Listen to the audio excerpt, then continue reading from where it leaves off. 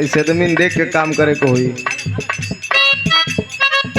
Master हमार बजावत हुआ देवों में देव महादेव, दूसरे के अन धन सोना चांदी रुपया गाड़ी घोड़ा दे देवलन, लेकिन अपने एक ठे मृग छाला पे दिन बितावलन।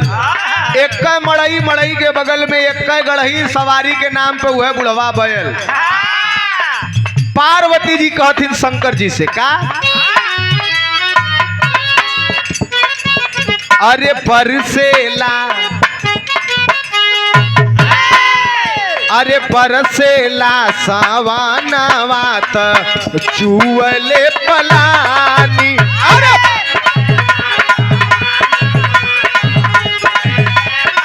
जियो जियो,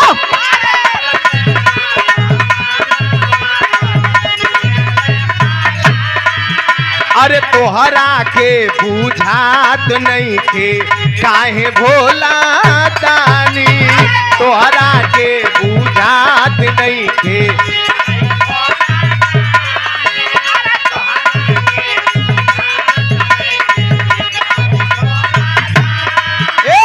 परसेला सवानावा त चुअले पलानी, तोहरा के बुझात नहीं थे काहे भोले दानी।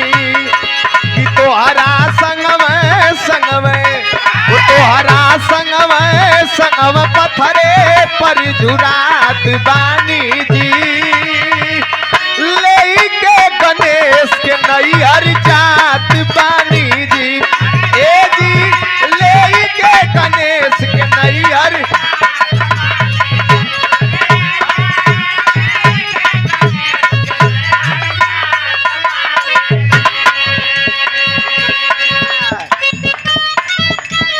देखा हमारे मास्टर इशारा करत हुआ चाप के बजौली फूल के रात कहे रहा लोन वाले कपारे पे ना हुआ।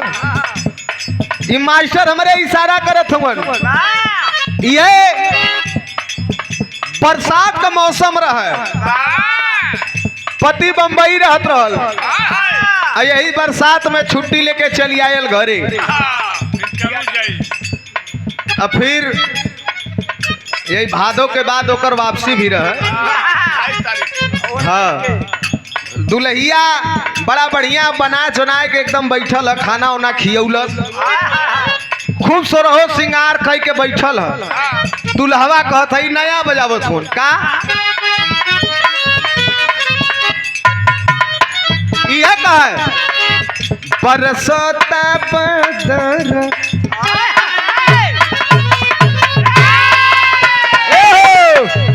बरसता बदरा सटता रूप जरा, बरसता बदरा।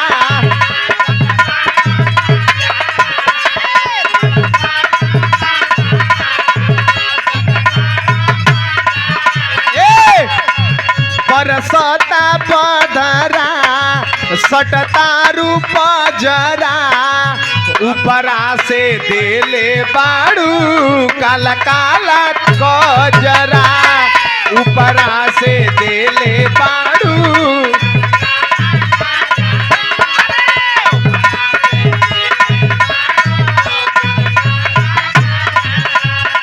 जैकी भैया इजे खेला एक बिरहा में बहुत लोग ना समझ पावल, लेकिन देखा यही में संगीत का खरज लगल। बरसता बदरा सटता रूप जरा, ऊपरा से देले बाड़ू काला काला कजरा। चमके बिजुरिया ए हो सवरिया, चमके बिजुरिया ए हो सवरिया, पानी झम झम बरसता बरसता बरसता। मोर चढ़ल जवानी ए सैया, मोर चढ़ल जवानी ए सैया, अरे बूंद बूंद के तरसता। मोर चढ़ल जवानी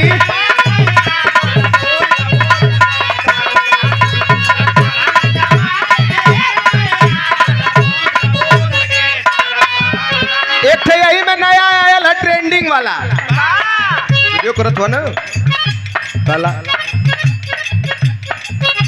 ए समय एक ठे नया ट्रेंड में चलल है कौनो दुल्ही का दुल्हा राज मिस्त्री मिल गयल जल्ला दिन भर ईटा जोड़े और चौचक एकदम पान खैले रहे खूब एकदम कतान का कुर्ता सिवाय के हाँ संझा के निकले चट्टी पे जाए के 4 ठे पान बनवाए के रख ले एक ठे खाए ले और खूब चौचक घुलघुलावत घरे आवे। एक दिन पहुंचल दुल्हिया देखलस कलस की का हो आ गईला कह आए तो गईली कह का कैला का कैले रे कहे तई कुर्तवा देखा कुर्तवा पे पान चुगल है देखला तो कहना अरे साला ई के हर से चुगल पता ना चलल ले छे के कचार दे दुल्हिया कहत है अरे कपड़ा धोवे में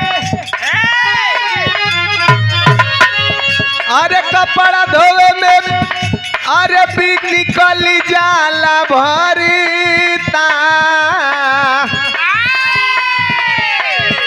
अरे कपड़ा धोवे में निकल जाला भरता कपड़ा धोवे में निकल जाला भरता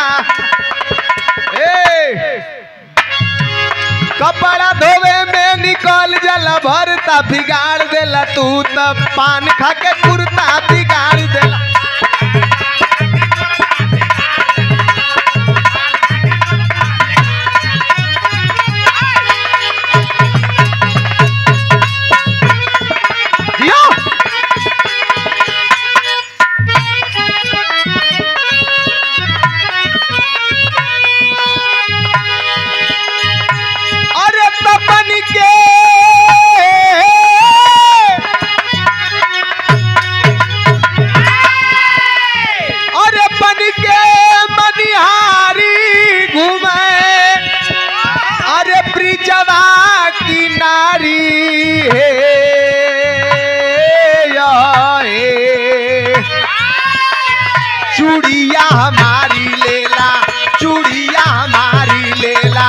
ब्रिजवा किनारी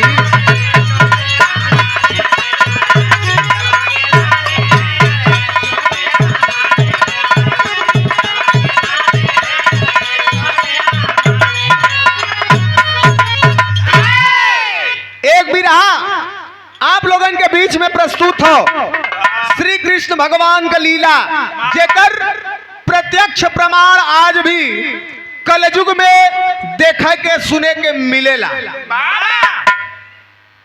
देखा बच्ची के कर रोत है अरे चुप हो जा ललो